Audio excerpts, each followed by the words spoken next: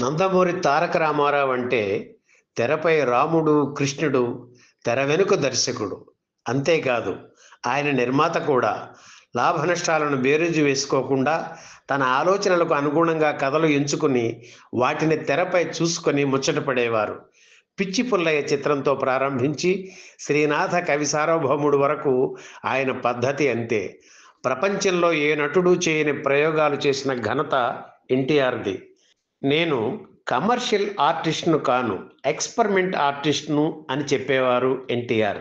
అయితే బయట నిర్మాతల డబ్బుతో ఆయన ఎప్పుడూ ప్రయోగాలు చేయలేదు. ఇతర నిర్మాతలకు కమర్షియల్ సినిమాలు చేస్తూ సొంత బ్యానర్లో మాత్రం తన అభిరుచికి తగ్గట్టుగా కొన్ని చిత్రాలు తీశారు. దీనివల్ల ఆయన కొన్నిసార్లు ఆర్థికంగా నష్టపోయినా వెనుకంజ వేయలేదు. నిర్మాతగా ఎన్టీఆర్ చేసిన ప్రయోగాలు, ఎన్నుకున్న కథాంశాలు, కొత్త వాళ్ళని ప్రోత్సహించిన తీరు, నిర్మాణ శైలి, సంగీతం మీద శ్రద్ధ ఇవన్నీ భావితరాలకు ఖచ్చితంగా పెద్దబాల శిక్షగా ఉపయోగపడతాయి. మరో విషయం ఏమిటంటే నిర్మాతగా ఎన్టీఆర్ ఏ నేపథ్యాన్ని వదలలేదు. జానపదం, పౌరాణికం, చారిత్రకం, సాంఘికం ఇలా అన్ని జానర్స్లో సినిమాలు తీశారు. 4 నేపథ్యాలలో సినిమాలు తీసి విజయభేరి మోగించిన నిర్మాత తెలుగు సినిమా చరిత్రలో ఎన్టీఆర్ ఒక్కరే. ఎన్టీఆర్కు సొంత బ్యానర్ అవసరమా అని కామెంట్స్ చేసిన వాళ్ళు ఆయన నిర్మించిన చిత్రాలు చూసి శభాష్ ఎన్టీఆర్ అని అభినందించారు. ఎన్టీఆర్ కళల క్షేత్రం ఎన్ఐటి సంస్థ అందించిన తొలి జానపద చిత్రం జయసింహ విడుదలయ్యి నేటికి 70 ఏళ్ళు. తను హీరోగా పరిశ్రమలో మంచి స్థానం సంపాదించుకున్న తర్వాత ఒక చిత్ర నిర్మాణ సంస్థను నెలకొల్పి తెలుగుదనం, కళాత్మక విలువలు కలిగిన చిత్రాలు నిర్మించాలనే కోరిక ఎన్టీఆర్కు కలిగింది. దీని వెనుక మరో కారణం కూడా ఉంది. ఆయన దగ్గరి బంధువు దోనేపూడి కృష్ణమూర్తి ఆర్థికంగా దెబ్బతినడంతో ఆయనకు చేయూతనివ్వడం కోసం చిత్ర నిర్మాణం ప్రారంభించారు. నేషనల్ ఆర్ట్ థియేటర్స్ బ్యానర్పై 1953లో ఎన్టీఆర్ నిర్మించిన తొలి చిత్రం పిచ్చి పుల్లయ్య. దీనికి ఎన్టీఆర్ తమ్ముడు Trivikrama Rao managing partner, Donepudi Krishnamurthy partner. NTR హీరోగా నటించిన ఈ చిత్రానికి ఆయన రూమ్మేట్ తాతినేని ప్రకాశరావు దర్శకుడు. సినిమా విమర్శకుల ప్రశంసలు అందుకుంది, కానీ కమర్షియల్ హిట్ కాలేదు. అయినా ఎన్టీఆర్ నిరుత్సాహపడకుండా రెండో చిత్రం తోడు దొంగలు ప్రారంభించారు. డివిఎస్ రాజు ఇందులో భాగస్వామి. ప్రయోగాత్మకంగా రూపుదిద్దుకున్న ఈ చిత్రానికి యోగానంద్ దర్శకుడు. ఈ సినిమా కూడా ఆడలేదు. దాంతో ఎన్టీఆర్ ఆలోచనలో పడ్డారు. పక్కనే ఉన్న అట్లూరి పుండరీకాక్షయ్యతో వ్యాపారానికి, ఆదర్శానికి ముడిపెడితే ఇక మనం కార్లు అమ్మేసుకొని సైకిళ్ళ మీద తిరగాలి, జనం కోరుకునేది మనం తీద్దాం అన్నారు ఎన్టీఆర్. అట్లూరి పుండరీకాక్షయ్య ఎన్ఐటి సంస్థలో నిర్మాణ కార్యక్రమాలు పర్యవేక్షించేవారు. ఎన్టీఆర్కు ఆయన బావమరిది వరుస. అలాగే చేద్దాం బావా, మంచి కమర్షియల్ సినిమా చేద్దాం అన్నారు పుండరీకాక్షయ్య.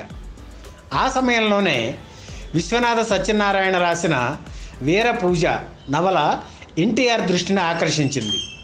విశ్వనాథ వారు ఎన్టీఆర్కు కాలేజీలో తెలుగు నేర్పించిన గురువు. వీరపూజ తనకు నచ్చడంతో సినిమాకు అవసరమైన మార్పులు చేసే బాధ్యతను సముద్రాల జూనియర్కు అప్పగించారు. దాంతో జయసింహ అని పేరు పెట్టి చిత్ర నిర్మాణ కార్యక్రమాలు ప్రారంభించారు. జయసింహ ఇద్దరు అన్నదమ్ముల కథ. తమ్ముడి వేషానికి మొదట అక్కినేని నాగేశ్వరరావును అనుకున్నారు. ఎన్టీఆర్తో కలిసి నటించడానికి ఏఎన్ఆర్ కూడా ఉత్సాహం చూపించారు. కానీ డేట్స్ కుదరకపోవడంతో జగ్గయ్య గురించి ఆలోచించిన చివరి క్షణంలో వద్దనుకున్నారు. చివరికి గుమ్మడి రికమెండేషన్తో కాంతారావును ఎంపిక చేశారు. వీరిద్దరికీ తండ్రిగా ఎస్వి రంగారావు నటించారు. జయసింహ చిత్రంతో ముగ్గురికి లైఫ్ ఇచ్చారు ఎన్టీఆర్. ఇందులో జయసింహ తమ్ముడు విజయసింహ వేషం కాంతారావుకు ఇవ్వడం ఆయన కెరీర్కు ఎంతో ప్లస్ అయింది. ఎన్టీఆర్తో కాంతారావు నటించిన రెండవ సినిమా ఇది. అలాగే విలన్గా సేనాధిపతి మహావీర్ పాత్ర రాజనాలకు ఇచ్చి ఆయనకు చేయూతనందించారు ఎన్టీఆర్. అక్కినేని నటించిన రోజులు మారాయి చిత్రంలో ఏరువాక సాగారో రన్న పాటకు అద్భుతమైన అభినయాన్ని అందించిన వహీదా రెహమాన్ను జయసింహలో హీరోయిన్గా అవకాశం కల్పించారు ఎన్టీఆర్. రాకుమారి పద్మిని పాత్ర కోసం ఆమెకు నటనలో మంచి శిక్షణ ఇచ్చారు అట్లూరి పుండరీకాక్షయ్య. ఈ సినిమాలో వహీదాకు షావుకార్ జానకి డబ్బింగ్ చెప్పారు. జయసింహలో మరో కీలకమైన పాత్ర కాళింది. ఈ పాత్రను అంజలీదేవి పోషించారు. సిపాయి కూతురు వేషం ఆమెది. జయసింహాన్ని ప్రేమించే పాత్ర అది. ఎన్టీఆర్ అంజలిపై చిత్రీకరించిన ఊహాగీతం ఈనాటి ఈ హాయి కల కాదోయి నిజమోయి ఇప్పటికీ వినిపిస్తుంది. టీవీ రాజు అద్భుతంగా ఈ పాటను స్వరపరిచారు. ఇదే అని కాదు, సినిమాలో పాటలన్నీ బాగుంటాయి.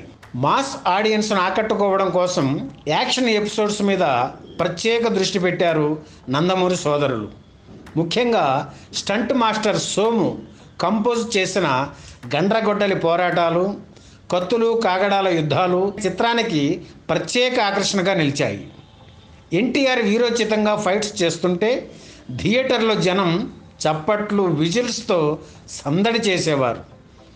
విజయదశమి సందర్భంగా 1955 అక్టోబర్ 22న జయసింహ చిత్రం విడుదలయ్యింది.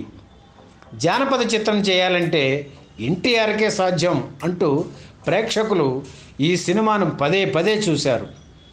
నేషనల్ ఆర్ట్ థియేటర్ సంస్థకు తొలి బ్లాక్ బస్టర్ హిట్ అందించారు. 6 కేంద్రాల్లో జయసింహ చిత్రం 100 రోజులు ఆడింది.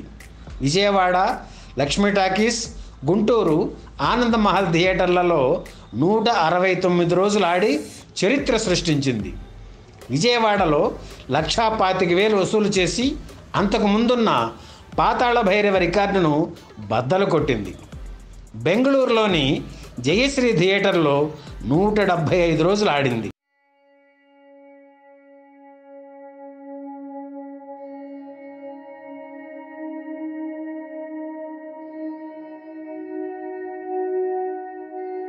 ఈ వీడియో మీకు నచ్చితే లైక్ చేయండి, షేర్ చేయండి, వెంటనే సబ్స్క్రైబ్ కూడా చేయండి.